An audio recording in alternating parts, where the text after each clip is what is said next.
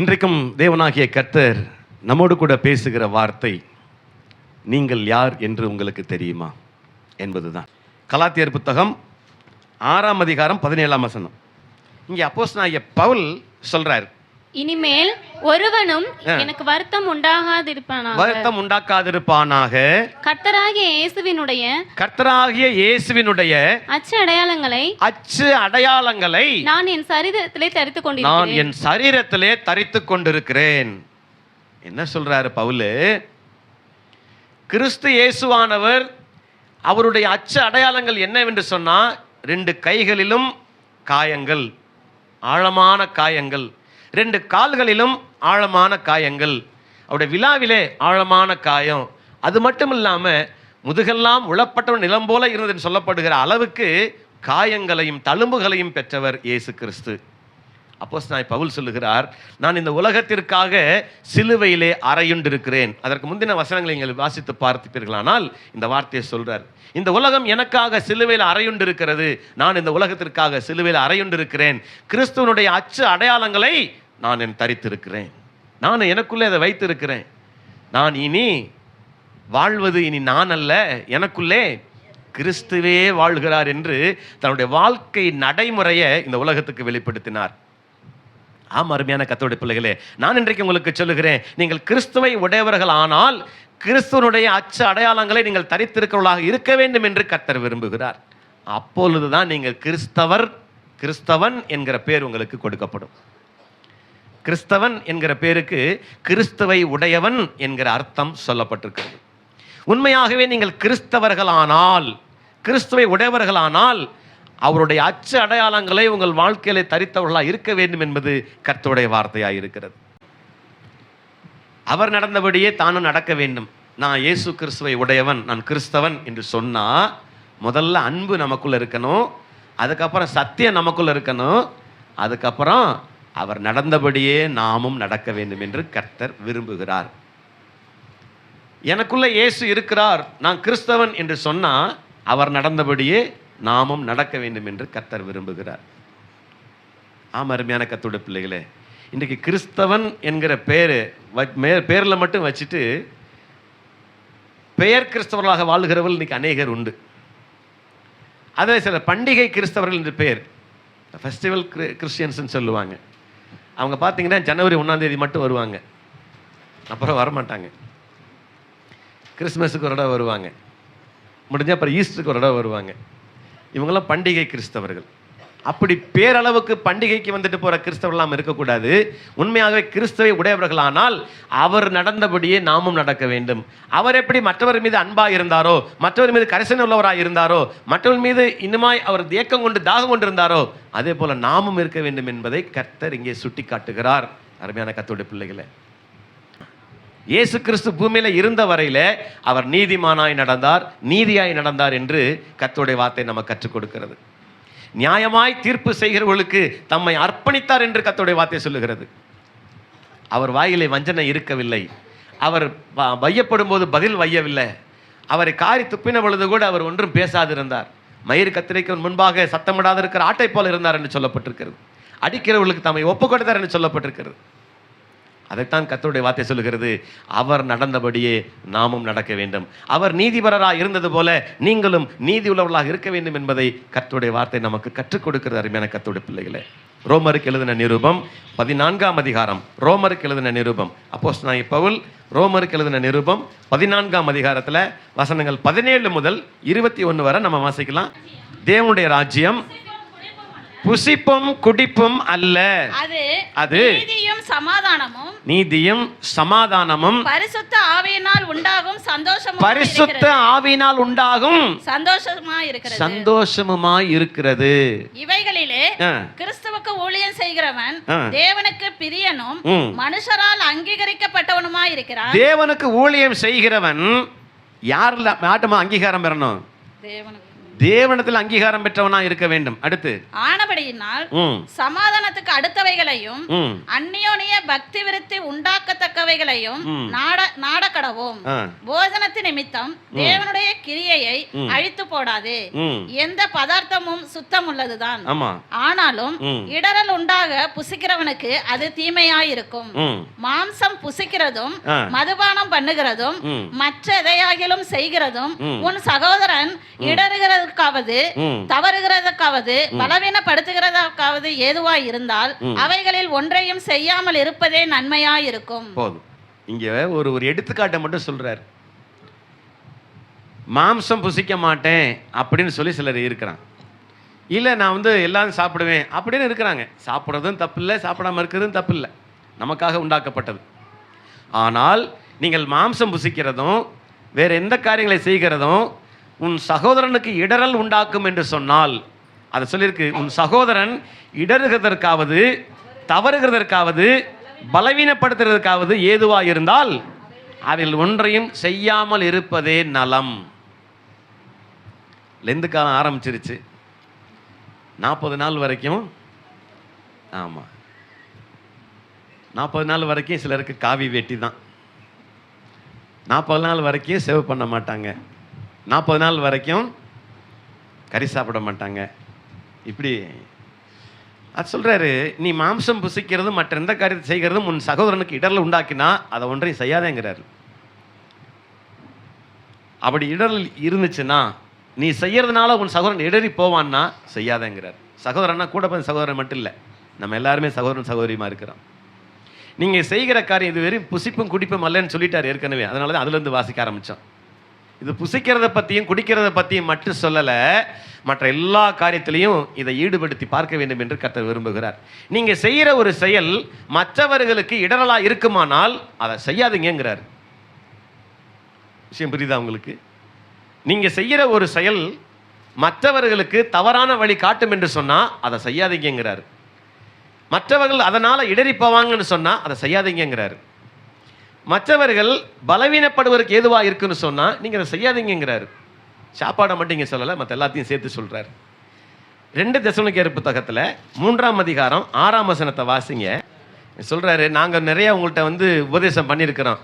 இப்படி நடக்கக்கூடாது, இப்படி செய்யக்கூடாது, தீமை செய்யக்கூடாது, ஒருவனுக்கும் தீமைக்கு தீமை செய்யாத, எதிர்த்து பேசாதீங்க, பெற்றோர்களை எதிர்த்து பேசாதீங்க, அவள் துன்பப்படும்படியாக நடக்காதீங்க, உன் சகோதரனை வஞ்சிக்காதீங்க, இதெல்லாம் கற்றுக் கொடுக்குற பாடம்.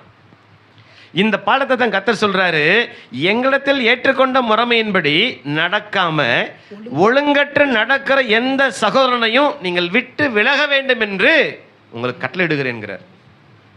இப்படி யாராவது இந்த கட்டளையின்படி நடக்காம நீங்கள் எதிர்பார்த்த பிரகாரம் நடக்காம இருந்தாங்கன்னா அப்படிப்பட்டவர்களை விட்டு நீங்கள் விலக வேண்டும் என்று கட்டளை கொடுக்கிறார். புரியுதா உங்களுக்கு?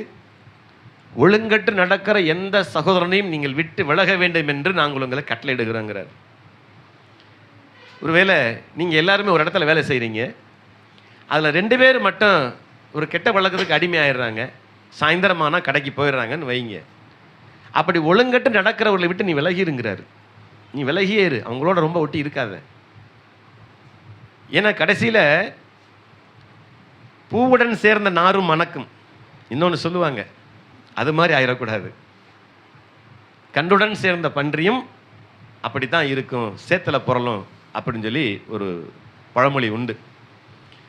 அதனால தான் கர்த்தர் இங்கே அப்போஸ்தலனாகிய பவுல் மூலமாக தெசலோனிக்கே சபைக்கு இதை சொல்றாரு, ஒழுங்கட்டு நடக்கிற எந்த சகோதரனையும் விட்டு நீ விலக வேண்டும் என்று உன்னை கட்டளையிடுகிறேன். ஏன்னா ஒரு அறிஞர் சொல்லுகிறார், உன்னை பற்றி சொல்ல வேண்டுமா, முதலில் உன் நண்பனை குறித்து சொல். உன் நண்பன் யார் என்று சொல், நான் உன்னை யார் என்று சொல்லுகிறேன் என்று சொல்லுகிறார். ஏன்னா உன் கூட இருக்கிற நண்பனை கேட்டால் உன்னோட எல்லா விளக்கமும் தெரியும். ஆகையினால் அருமையான கர்த்தருடைய பிள்ளைகளே, இப்படி ஒழுங்கட்டு நடக்கிற விட்டு நீங்கள் விலகி இருந்தால் மட்டுமே நீங்கள் உண்மையான கிறிஸ்தவனாக வாழ முடியும், தேவனுக்கு ஏற்ற பிள்ளையாக வாழ முடியும், அவருடைய சுதந்திர வழியாக நீங்கள் வாழ முடியும் என்பதை கர்த்தர் தீர்மானமாய் நமக்கு சொல்லுகிறார். நீங்கள் அப்போ எப்படி நடக்கிறீங்க, உங்கள் நடவடிக்கைகள் எப்படி இருக்குது? அதனால தான் ஆரம்பத்தில் கேட்டேன், நீங்கள் யாருன்னு உங்களுக்கு தெரியுமா, நீங்கள் எப்படி நடக்கிறீங்கன்னு தெரியுமா? உங்கள் நண்பர்கிட்ட கேட்டால் தெரிஞ்சு போயிடும் நீங்கள் எப்படி நடக்கிறீங்கன்னு. நடக்கிறன்னு நடைய சொல்லலை, நடவடிக்கைகள். உங்கள் நடவடிக்கைகள் எப்படி இருக்கு என்பதை குறித்து. பிலிப்பியர் புத்தகம் 2ஆம் அதிகாரம் 3ஆம் வசனம் மட்டும் வாசிங்க, அதுக்கப்புறம் 15, 16 வாசிக்கலாம். பிலிப்பியர் 2ஆம் அதிகாரம். வாதினாலாவது வீண் பெருமையினாலாவது செய்யாமல் மனத்தாழ்மையினாலே ஒருவரை ஒருவர் தங்களிலும் மேன்மையானவர்களாக எண்ண கடவீர்கள். ஒருவரை ஒருவர் தங்களிலும் மேன்மையானவர்களாக எண்ண கடவீர்கள் அப்படின்னா என்னை விட அவருக்கு நல்லா தெரியுங்க. ஒருத்தர் மேன்மையை நினைக்கணும். அவர் எல்லாம் தெரிஞ்சவருங்க, எங்க அவர்கிட்ட போய் இப்படி பேசலாமா அப்படின்னு மனத்தாழ்மையோடு மட்டும் இல்லை, மற்றவர்களையும் மேன்மையாக எண்ணுங்கள் அப்படிங்கிறார். நம்ம அடுத்தவங்களை எப்படி பேசுகிறோம் தெரியுமா? தரக்குறைவாக தான் பேசுவோம். அவனுக்கெல்லாம் ஒன்றும் தெரியாதுங்க, அவன்லாம் நேற்று பிறந்தவன், நான் பார்க்க கையை பிடிச்சி வந்தவன். அப்போ என்னன்னா ஒருவரில் ஒருவர் நீங்கள் மேன்மையானவளாக எண்ணுங்கள்ங்கிறாரு. அவனுக்கெல்லாம் ஒன்றுமே தெரியாது அப்படின்னு நினச்சிக்கிறது. இன்னைக்கு பெரும்பாலானவர்களில் அந்த ஒரு பிரச்சனை இருக்கத்தான் செய்யுது. வயதில் சின்னவங்க பிரசங்கம் பண்ணால் யாரும் கேட்க மாட்டாங்க. சில பேர் அந்த சின்ன பொடிப்பைய பேசி நாங்கள் கேட்கறதா. ஏசை 60:21 அடிக்கடி ஞாபகப்படுத்துவேன். சின்னவன் 1000 சிறியவன் பலத்த ஜாதியுமாவான், கர்த்தராகிய நான் ஏற்ற காலத்தில் அதை தீவிரமாய் நடப்பிப்பேன் வேற கர்த்தர் வாக்குத்தத்தம் பண்ணியிருக்காரு. எனக்கு தான் ஸ்தோத்திரம், எல்லாருக்கும் தான் சொல்லியிருக்கிறாரு.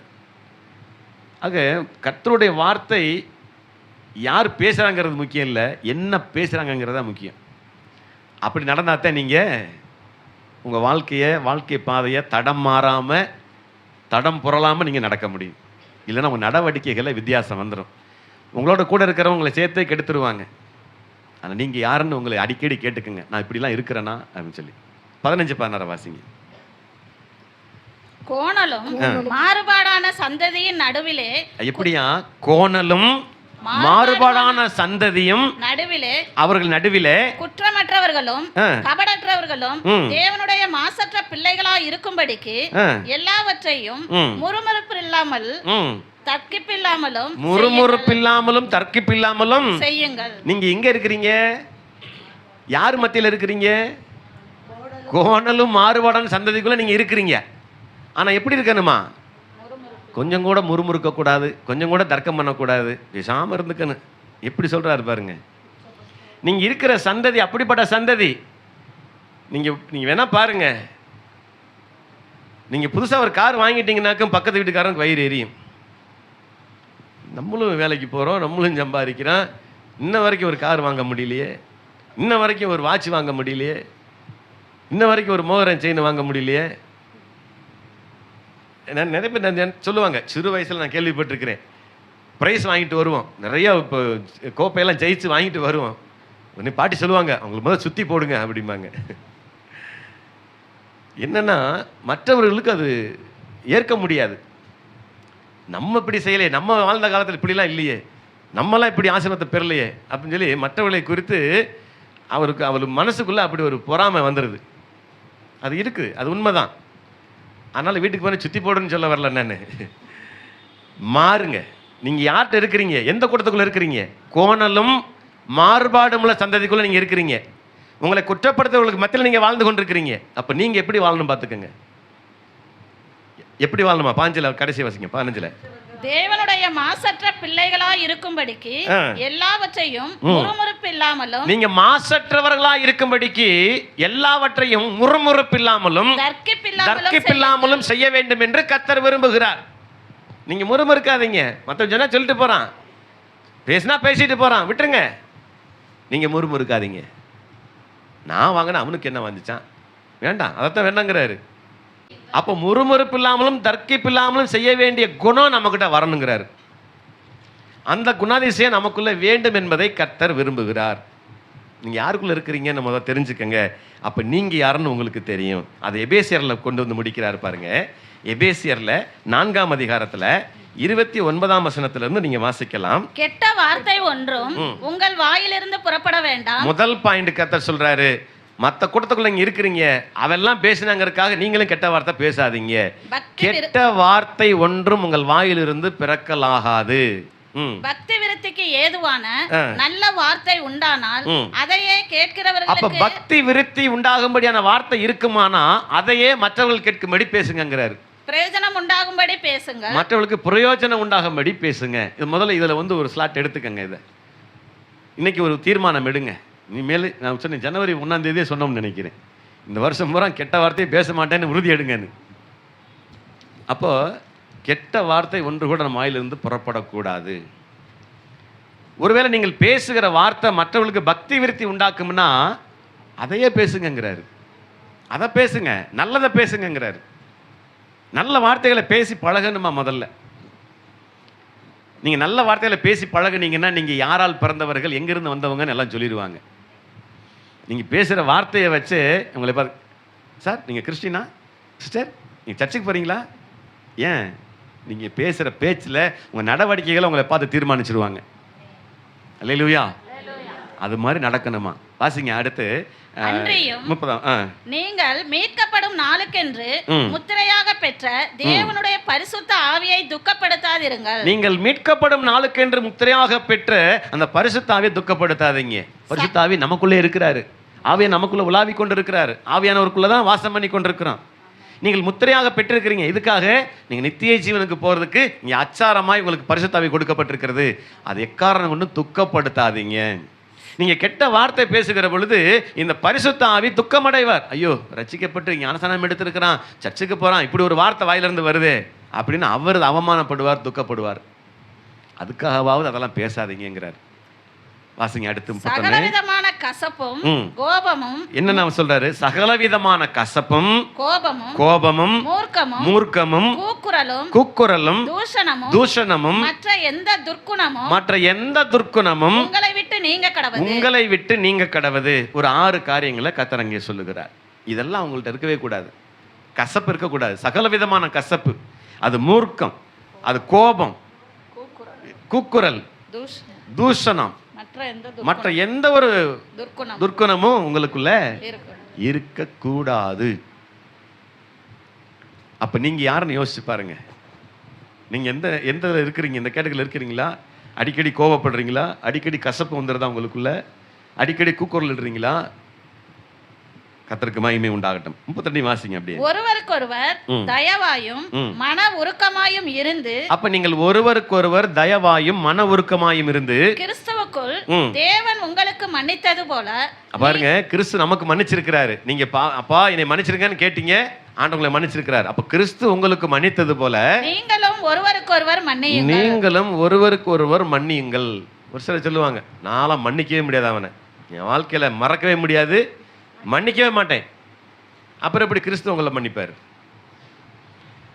இவர் மட்டும் தப்பு பண்ணிட்டு ஆண்டவரே நீ மன்னிங்கன்னா மன்னிச்சிடணுமா? இவர் மன்னிக்க மாட்டாரா? யாரையும் மன்னிச்சு மறக்க மாட்டாங்களாம். இது நல்ல டீலிங்கா இருக்குல்ல. கிறிஸ்து உங்களுக்கு மன்னித்தது போல நீங்களும் ஒருவருக்கு ஒருவர் மன்னியுங்கள்னு சொல்றாரு. நீங்க கடைசி வரைக்கும் வைராக்கியமா இருந்தீங்கன்னா, கடைசி வரைக்கும் நான் மூஞ்சிலே முழிக்க மாட்டேன் நீங்க வைராக்கியமா இருந்தீங்கன்னா, கிறிஸ்து மரித்தது வீணா இருக்கும்னு பவுல் சொல்றார். கேட்டுட்டு இருக்கிறீங்களா? ஆமென். கர்த்தருக்கு மகிமை உண்டாகட்டும். எபேசியர் 5 அடுத்த பக்கம் அப்படி திருப்புங்க. அதில் 1 to 17 வரைக்கும் நீங்கள் குறிச்சிக்கங்க. ரொம்ப முக்கியமான வசனங்கள். அதில் படபடன்னு அப்படியே வாசிங்க பார்ப்போம். எபேசியர் 5 1ஆம் வசனம். ஆதலால் நீங்கள் பிரியமான பிள்ளைகளைப் போல தேவனை பின்பற்றுகிறவர்களாகி. நீங்கள் பிரியமான பிள்ளைகளைப் போல தேவனை பின்பற்றுகிறவர்களாகி கிறிஸ்து நமக்காக தம்மை தேவனுக்கு சுகந்த வாசனையாக காணிக்கையாகவும் பலியாகவும் ஒப்பு கொடுத்து தம்மில் அன்பு கூர்ந்தது போல நீங்களும் அன்பிலே நடந்து கொள்ளுங்கள். அடுத்து மேலும் பரிசுத்தவான்களுக்கு ஏற்றபடி வேசித்தனமும் மற்ற எந்த அசுத்தமும் பொருளாசையும் ஆகிய இவைகளின் பேர் முதலாய் உங்களுக்குள்ளே சொல்லப்படவும் கூடாது. பேர் முதலாய் சொல்லப்படக்கூடாது. என்ன பேரு? வேசித்தனமும் மற்ற எந்த அசுத்தமும் பொருளாசையும் ஆகிய இவைகளின் பேர் முதலாய் சொல்லப்படக்கூடாது. எப்படின்னாக்க, அவன் பெரிய பணாசை பிடிச்சவையா, நீ என்ன போனாலும் எனக்கு எவ்வளோ தருவேன்னு கேட்பான், நீ சும்மா உதவி கேட்டு போனாலுமே எனக்கு என்ன லாபம்னு கேட்பான் அப்படின்னு சொல்லக்கூடாது. மற்றவங்க அப்போ என்ன சொல்லுவாங்க? உங்களைய பட்டப்பேர் என்ன வைப்பாங்க? வச்சிருவாங்க. இப்படியே நடந்தீங்கன்னா உங்களுக்கு பட்டப்பேர் வச்சு தான் கூப்பிடுவாங்க.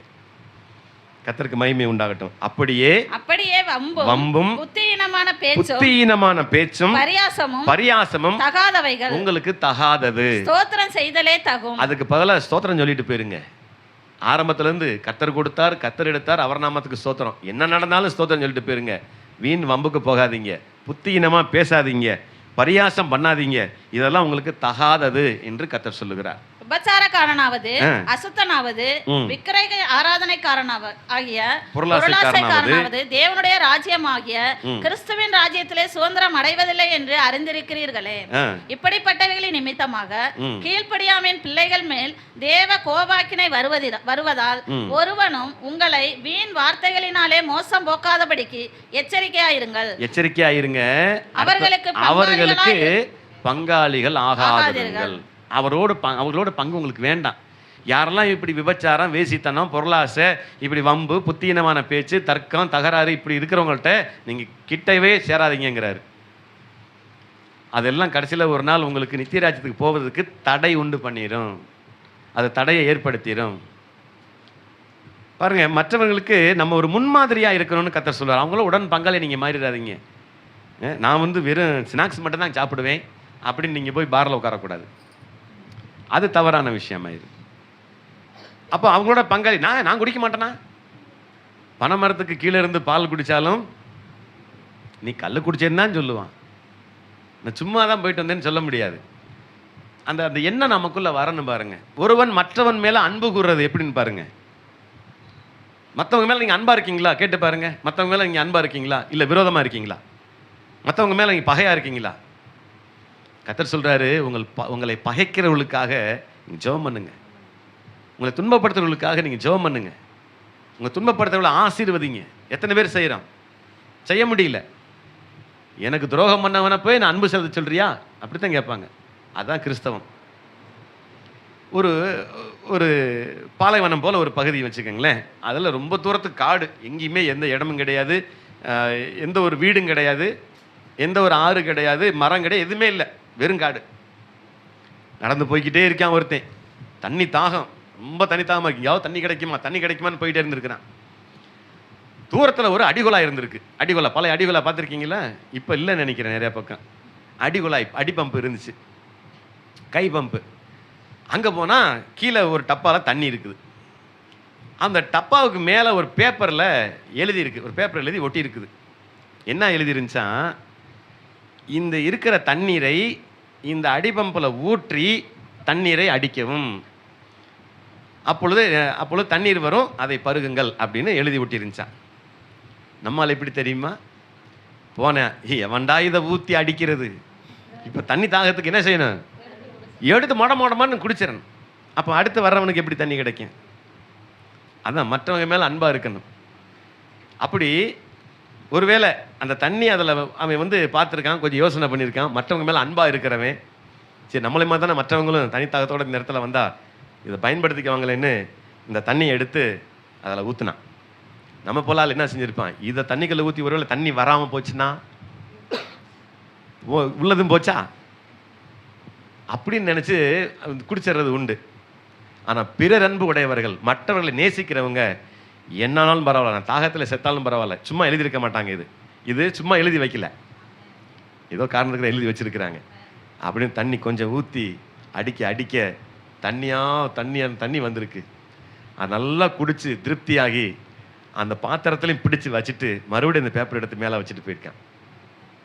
அப்போ யாராவது தண்ணி தாகத்தோடு வர்றவங்க என்ன செய்யணும்? இந்த தண்ணியை ஊற்றி முதல்ல அடித்து பழகணும். மற்றவங்களோட அன்பாக இருக்கிறதுக்கு இது ஒரு எடுத்துக்காட்டாக சொல்லப்படும் இந்த வார்த்தை. அப்படிப்பட்ட எண்ணம் நமக்குள்ள வருமா வராதா? நீங்கள் தாகத்தோட ஓடிட்டு இருக்கிறப்ப இப்படி ஒரு செயல் நடந்துச்சுன்னா நீங்கள் முதல்ல என்ன செய்வீங்க? இங்கே சொல்லுவீங்க, தாகம் நமக்கு இல்லை, நானில் தாகத்தோட கிடக்கிறேன், நாக்கு இழுத்துக்கிட்டு கிடக்க, ஒரு சொட்டு தண்ணியாவது போகணுமே, கொஞ்சோன்னு குடிச்சிட்டு அப்புறம் ஊற்றலாமா? இல்லை, இது மொத்தம் ஊற்றினாத்தான் அந்த அடிவைப்பில் தண்ணி வரும், கொஞ்சம் குடித்தாலும் தண்ணி வராது. அப்புறம் கர்த்தருக்கு ஸ்தோத்திரம். அப்போ பிறர் அன்பு உடையவங்களா நீங்கள் இருக்கணும்னு கர்த்தர் விரும்புகிறார்.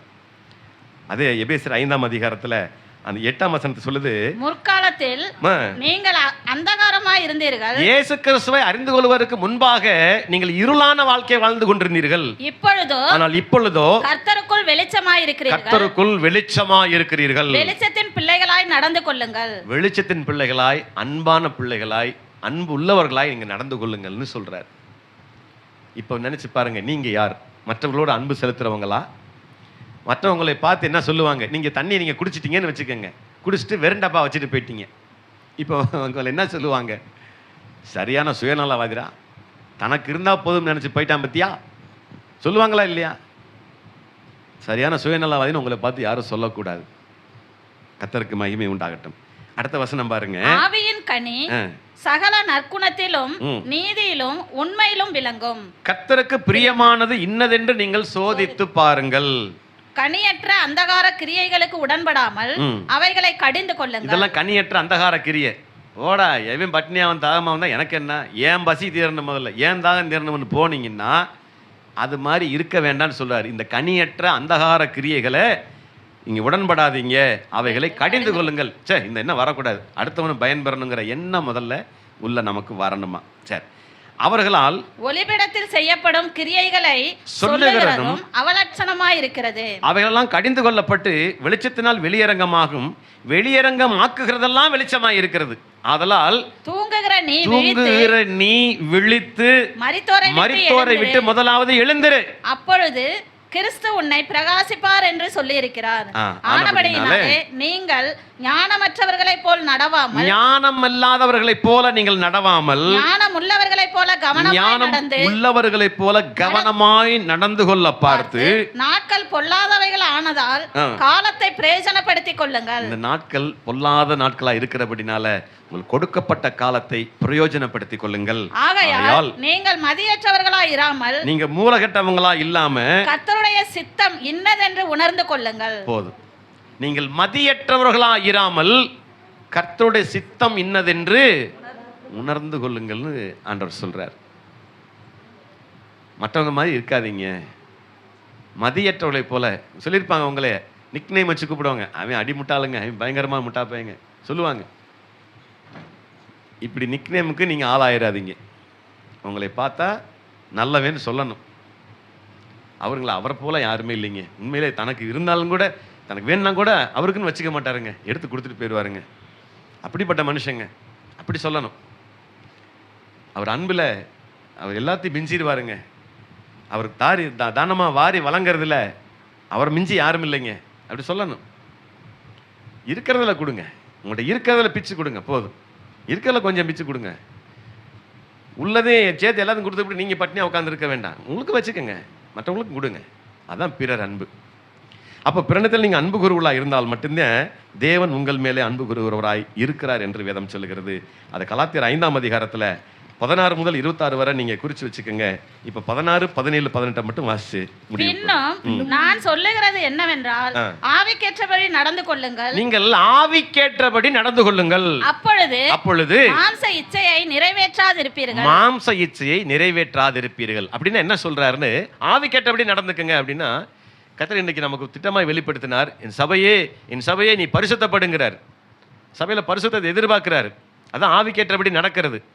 மாம்சத்துக்கு ஏற்றபடி நடக்காதீங்க, உன் மாம்சம் மனசு விரும்பினவர்களை செய்யாதீங்க அப்படின்னு கர்த்தர் சொல்றார்.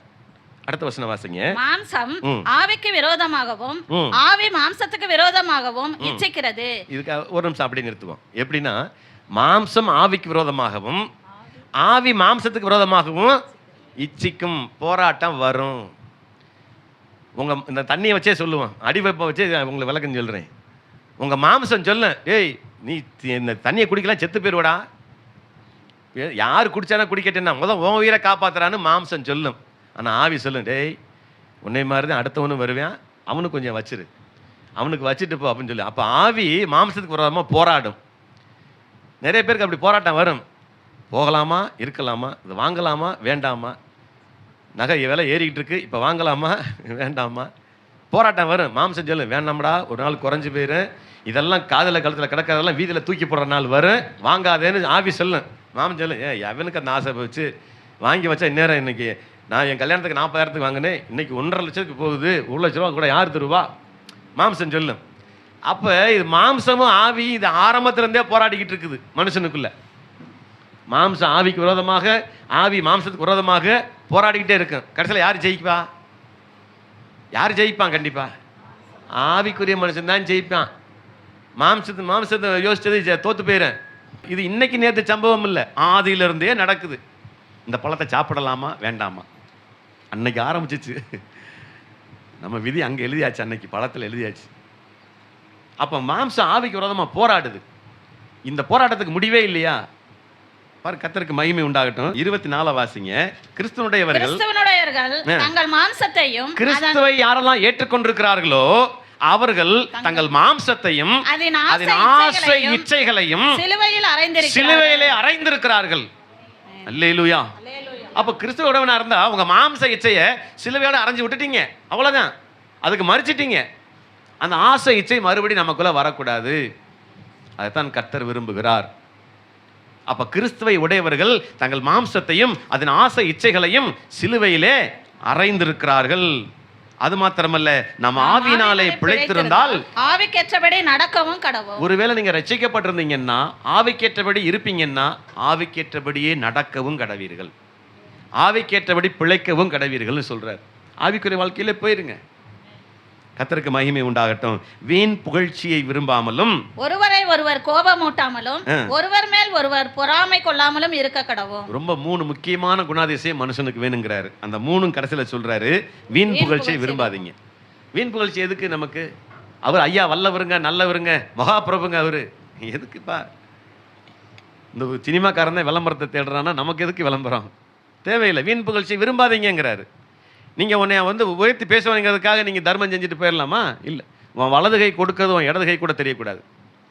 நான் உதவி செஞ்சேன், நான் பார்த்து அன்னைக்கு அவருக்கு 10 ரூபா கொடுக்கலன்னா டீ குடிச்சிருக்க மாட்டார். இல்லை, அதெல்லாம் சொல்ல வேண்டாம்.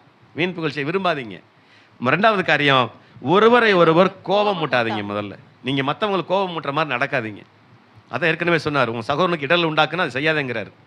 நீ இந்த தப்பு செய்யறது உன் சகோதரனுக்கு இடலாக இருந்துச்சுன்னா அதை செய்யாமல் விட்டுருங்கிறார்.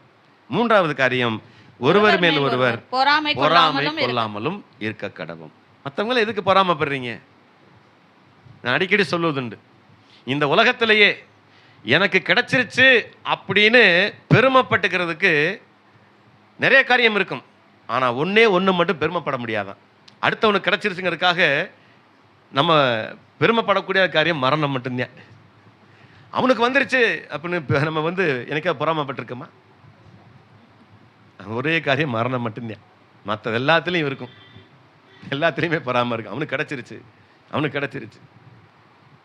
நமக்கு வரும்போதே நமக்கு தெரியும். கர்த்தருக்கு மகிமை உண்டாகட்டும். சரி, எனக்கு நிறைய காரியங்கள் இருக்குது. நான் சுருக்கமாக நான் உங்களுக்கு சொல்கிறேன். இதை விட கர்த்தரே வெறுக்கிற 6 காரியங்கள் இருக்குது.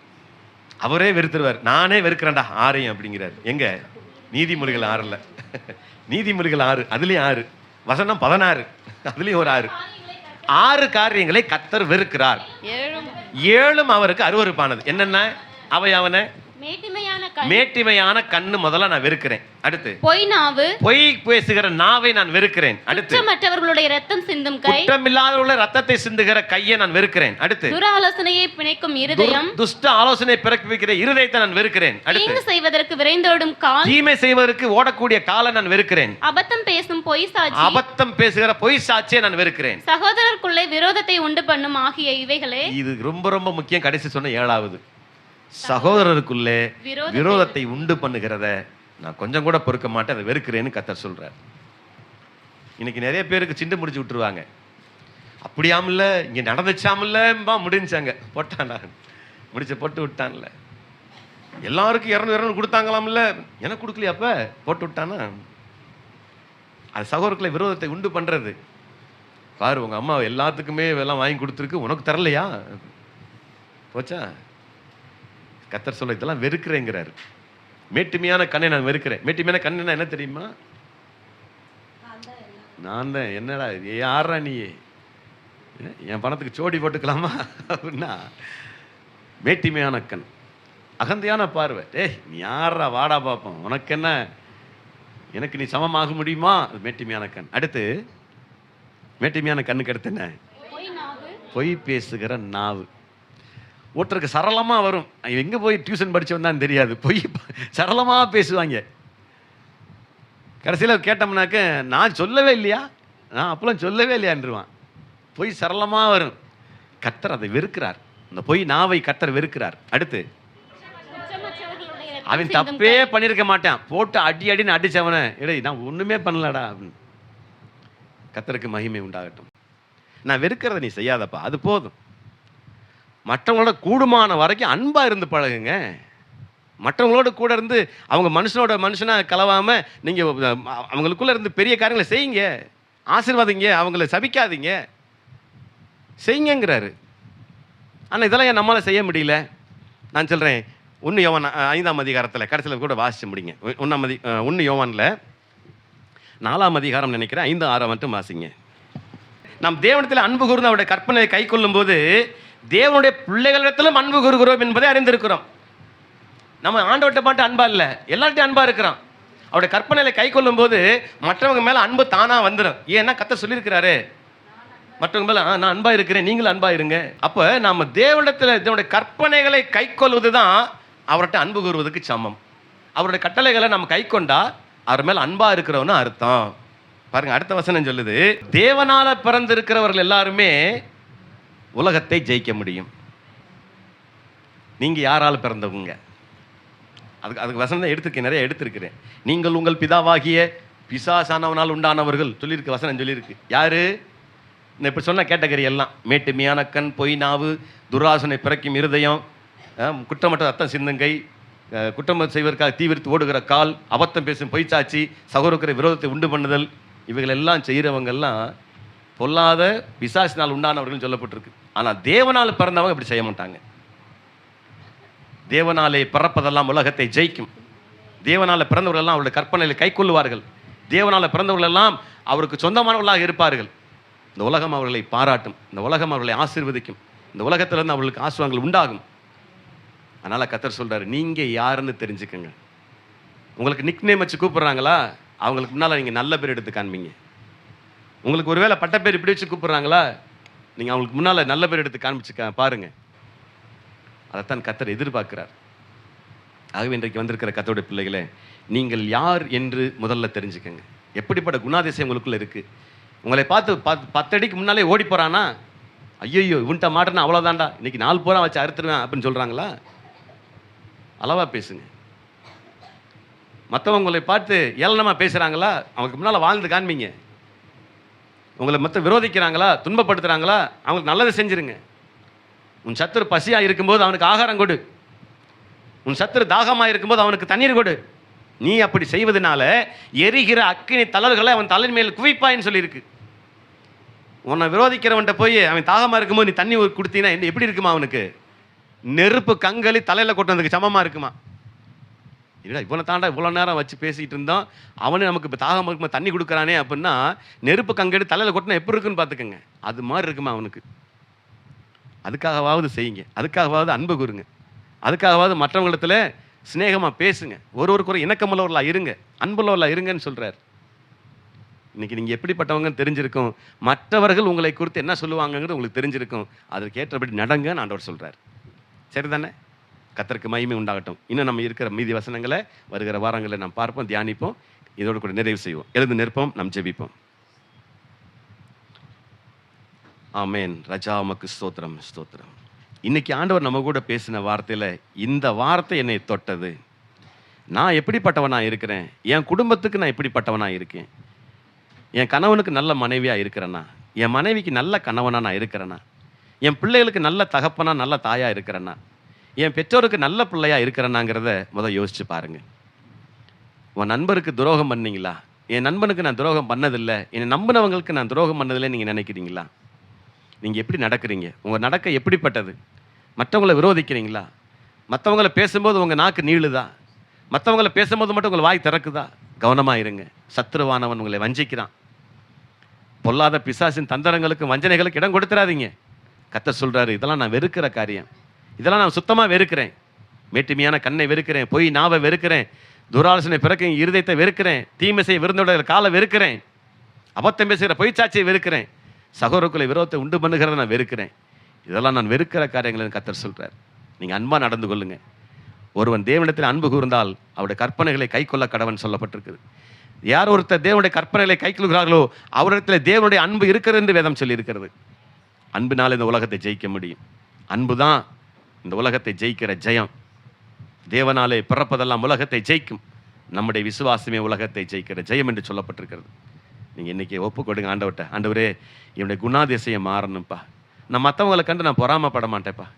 எந்த வம்பும் புத்தீனமான பேச்சுக்கு இடம் கொடுக்க மாட்டேன்ப்பா. இன்னைக்கு நான் முடிவு எடுக்கிறேன், என் வாழ்க்கை மாறணுமே, என் வாழ்க்கையில் ஒரு செழிப்பு வரணுமே, நான் இழந்து போன நன்மைகளை திரும்ப பெற்றுக்கொள்ளணுமே, எனக்கு வழிவாசல் ஏற்படுத்தி கொடுங்கன்னு கேளுங்க. ஒருவேளை என் பேரில் இப்படியெல்லாம் குற்றச்சாட்டு சொல்கிறாங்க, ஒருவேளை என்னை இப்படியெல்லாம் நிக்நேம் வச்சு கூப்பிடுறாங்க, அந்த வாழ்க்கை எனக்கு மாறணும்னு சொல்லி கேட்டிங்கன்னா இப்போ அர்ப்பணிங்க, ஆண்டவர் சமூகத்தில் ஒப்பு கொடுங்க. நான் உங்களுக்காக ஜெபிக்கிறேன். ஆண்டவரே உமக்கு ஸ்தோத்திரம், இரக்கத்தில் ஐஸ்வர்யம் உள்ளவரே உமக்கு நாங்கள் நன்றி செலுத்தி ஜெபிக்கிற ராஜா. இந்த நாள் கேட்ட வார்த்தை வசனங்களை நாங்கள் அடிப்படையாக வைத்து எங்கள் வாழ்க்கையிலும் ஒரு மாற்றம் வர வேண்டுமே என்று நாங்கள் ஜெபிக்கிறேன் தகப்பனே.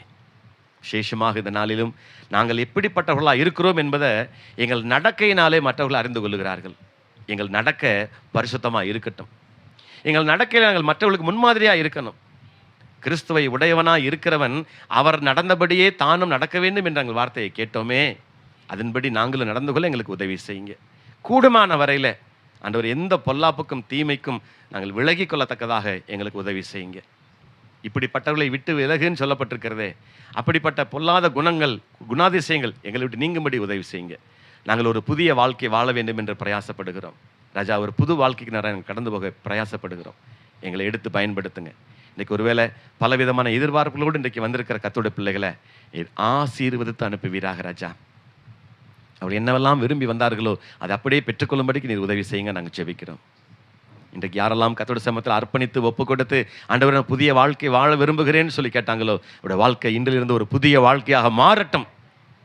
ஆண்டவரே அவளை எடுத்த தீர்மானத்தில் இறுதி வரை நிற்பேன் என்று யாரெல்லாம் தீர்மானம் எடுத்திருக்கிறார்களோ, இறுதி வரையில என் தேவனாகிய கர்த்தர் நடத்துவீராக. சரீர பலவீனத்தோடு சுகவீனத்தோடு கர்த்தருடைய சமூகத்தில் வந்து ஆண்டவரே எனக்கு சுகந்தாரம், நான் இப்படிப்பட்டவனா இருப்பேன், உமக்கு சாட்சியுள்ளவனா இருப்பேன்னு சொல்லி கேட்டார்களோ, அத்தனை பேரும் கர்த்தர் சுகத்தோடும் பலத்தோடும் ஆரோக்கியத்தோடு அனுப்புவீராக. மனதில் சமாதானம் இல்லாமல் வந்து பலவிதமான போராட்டத்தோடு கவலையோடு கண்ணீரோடு வந்திருக்கிற கர்த்தருடைய பிள்ளைகளை கர்த்தர் சமாதானத்தோடு திருப்பி அனுப்புவீராக. நீர் அவர்களுக்காக எல்லாவற்றையும் செய்து முடித்திருக்கிற தேவன் அல்லவா. உங்களுடைய பிள்ளைகளுக்கு வேண்டிய நன்மைகளை ஆசீர்வாதங்களை பெற்றுக்கொள்ளும்படி கர்த்தர் உதவி செய்வீராக. அப்படியே உங்களுடைய கரத்தலை ஒப்பு கொடுக்கிறோம், எங்களை தாழ்த்துகிறோம்.